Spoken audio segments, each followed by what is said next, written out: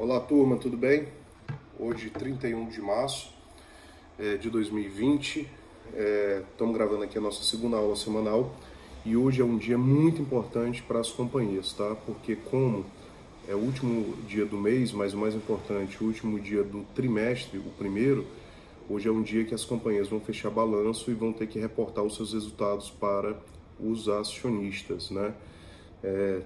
Talvez não tão impactadas, porque essa crise ocasionada aí pelo coronavírus, ela chegou, digamos assim, na metade do mês, mais para o dia 20 desse mês, talvez os balanços não vão ser tão impactados. A grande diferença aí vai ser no segundo trimestre, onde a gente vai ter que passar tanto pelo mês de abril inteiro, como eventualmente pelo mês de maio até junho, tá? Mas hoje é um dia muito importante, a bolsa abriu em leve alta, hoje, tá? Mas vamos ver como é que vai se comportar. Ela está meio que lateralizada, ela sobe, desce, significa dizer que os investidores, de uma maneira geral, estão meio receosos, tá? Bom, sem perder tempo, hoje a gente vai continuar nossa aula falando sobre as obrigações dos acionistas. No nosso último encontro, nós falamos sobre a constituição da companhia e estudamos lá a constituição da companhia de capital aberto como a companhia de capital fechado, tá? Qualquer dúvida, volta lá. Hoje na nossa live semanal a gente esclarece qualquer dúvida, tá? Bom, quando eu falo em obrigações do acionista, existe uma obrigação que é inicial, primária e talvez a mais importante de todas. É que o acionista ele é obrigado a integralizar as ações que eventualmente ele venha a subscrever para a SA, tá? E aí você tem aquela diferenciação entre a subscrição e a integralização. Enquanto a subscrição é o ato da compra, mas a promessa do pagamento, a integralização é o pagamento em si. Lógico que eu posso ter ocasiões que eu subscrevo e integralizo no mesmo momento, tá? Mas, às vezes, esse ato, ele não é concomitante. Então, às vezes, eu posso subscrever uma ação e posso integralizar, chegar a fazer a sua integralização no momento posterior. Por isso que é necessária essa diferenciação. Aí o artigo 106 da nossa lei da SA, ele traz a seguinte redação: o acionista é obrigado a realizar nas condições previstas do estatuto ou do boletim de subscrição. Boletim de subscrição é o ato de compra, né?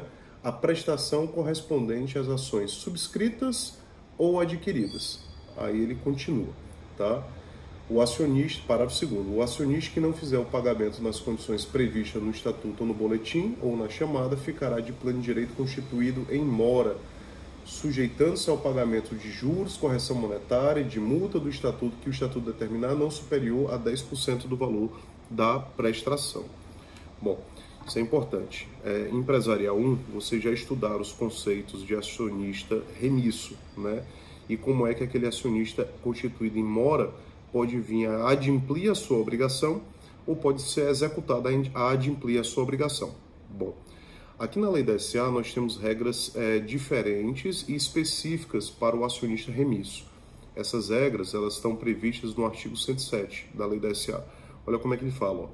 Verificada a mora do acionista, a companhia pode, à sua escolha, ou seja, uma opção.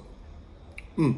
Promover contra o acionista e os que com ele forem solidariamente responsáveis, processo de execução para cobrar as importâncias devidas, servido o boletim de subscrição e o aviso de chamado como título executivo extrajudicial nos termos do CPC.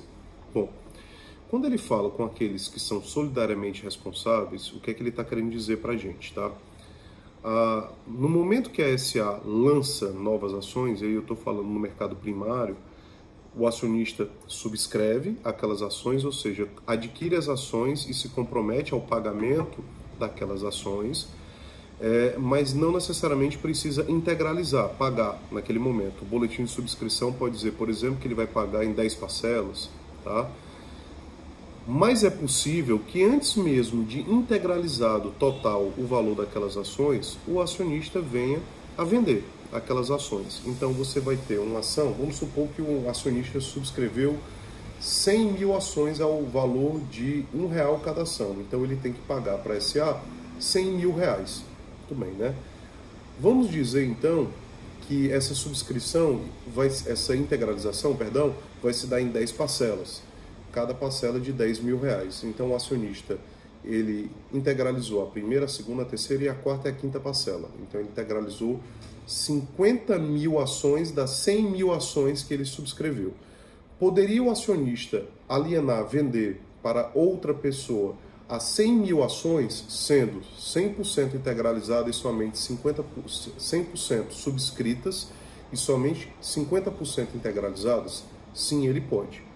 Porém, a pessoa que adquire essas ações no mercado secundário, o cessionário, no caso, ele estará solidariamente responsável junto ao acionista cedente pela integralização total daquelas ações. É isso, então, que o inciso 1º do artigo 107 está querendo falar para a gente, tá? Se eventualmente um acionista que subscreveu ações da SA, mas ainda não terminou de integralizá-las, aliena, vende para outra pessoa a totalidade daquelas ações subscritas, mas não integralizadas ainda, os dois serão solidariamente responsáveis pelo pagamento dessa obrigação. E a SA, uma vez inadimplida a obrigação do acionista, seja ele o cedente ou o cessionário, perante a SA, pode optar a entrar com ação de execução contra os dois. Somente isso ela pode fazer? Não. Ela também tem a opção do inciso 2. Mandar vender as ações em bolsa de valores por conta e risco do acionista. Então observe que o artigo 107 da lei da SA, na verdade, ele traz uma opção à companhia. Essa opção à companhia é, tanto a SA pode executar, como a SA pode levar aquelas ações à venda em leilão especial. O que vier primeiro está suficiente para a SA. Algumas dúvidas surgem, tá, nesses casos. Quais são as dúvidas? Bom, e se no eventual leilão eu conseguir um valor superior à dívida que o acionista está devendo? O saldo remanescente deve ser dado a quem? Lógico que tem que ser devolvido ao acionista, né? Sob pena aí de haver um enriquecimento ilícito nessa situação. A situação, apesar de possível, ela é muito improvável, né? Porque se eventualmente no mercado você consegue obter por aquelas ações um valor superior à dívida, por que não o acionista fazer isso já, né? Esse dispositivo, então, ele é importante, está previsto, mas ele é muito improvável que venha a acontecer, tá? Aí tem a seguinte situação prevista nos demais parágrafos do artigo 107, que são muito importantes, tá? Olha o que é que ele fala pra gente no parágrafo 4º.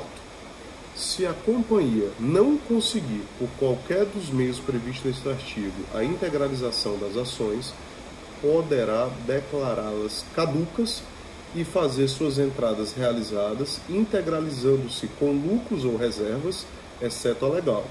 Se não tiver lucro ou reserva, terá o prazo de 1 ano para colocar as ações caídas em comício, fim do qual, não tendo sido encontrado comprador, a Assembleia Geral deliberará sobre a redução do capital e importância correspondente.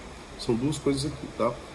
Imagine, então, que existe um acionista que comprou 100 mil ações, integralizou 50% dessas 100 mil e está em mora com outras 50 mil ações que ele subscreveu e não integralizou.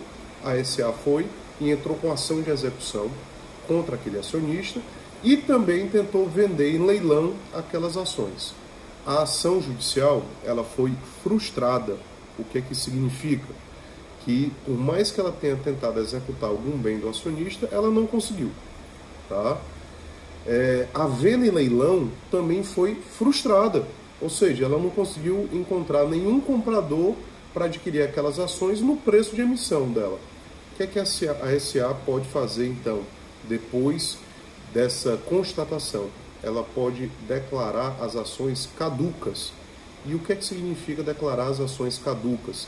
Significa dizer que se a SA tiver lucro ou reserva de lucro, a SA poderá integralizar, comprar aquelas ações e levar aquelas ações para a tesouraria. Aí eu tenho aquela exceção, aquela regra que a SA fica impossibilitada de adquirir e negociar com as suas próprias ações. Eu passei a uma exceção, tá?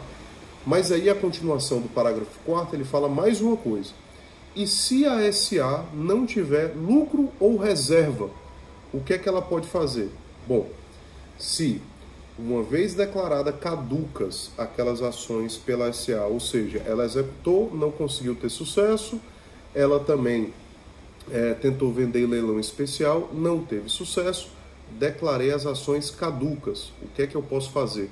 Passado um ano da declaração de caducidade daquela ação, a SA pode declarar as ações em comisso. E o que é que significa isso? Significa dizer que uma vez declaradas as ações em comisso, a SA vai ter um ano a mais para tentar vender de qualquer maneira aquelas ações. Não conseguindo vender aquelas ações no prazo estabelecido, o que é que vai ocorrer? Vai ocorrer que a SA vai ter que reduzir o seu capital social. Então, digamos que o valor devido seria R$50 mil, e na execução e na venda, e também depois da declaração da caducidade e de comisso, a SA consiga dos R$50 mil recuperar aí R$20 mil. Tem R$30 mil que a SA tentou de toda maneira recuperar, mas não conseguiu. O que é que ela vai poder fazer? O que é que ela vai ter que fazer, na verdade? Ela vai ter que declarar esses R$20 mil que deveriam ter sido integralizados como perda irreparável e automaticamente fazer uma redução do seu capital social. Essas, então, são as disposições previstas aí no artigo 106 e 107 da lei. O 108, então, ele traz para a gente sobre a responsabilidade solidária do cedente junto ao cessionário, daquela maneira que a gente havia conversado. Beleza? A gente segue, então. Agora a gente vai falar sobre o acionista